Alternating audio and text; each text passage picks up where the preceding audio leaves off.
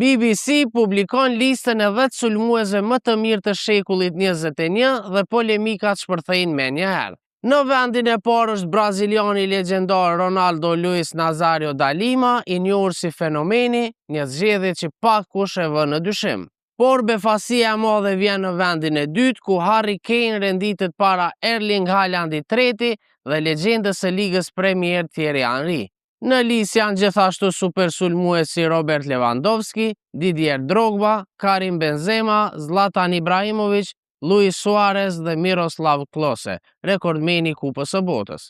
Megjithatë, kritikat janë të shumta, sepse jashtë listës kanë mbetur emra të mëdhenj si Samuel Eto'o, Raul Gonzalez, Andriy Shevchenko, Ruud van Nistelrooy dhe Wayne Rooney. Sipas mediumit britanik, përzgjedhja u bazua te golat, ndikimi në ekip, trofetë dhe jetëgjatësia në elitë. Për ju është kjo renditje e dur apo mungojnë disa legjenda të mëdha të futbollit? Mendimin tuaj na tregoni në hapësirën për komente.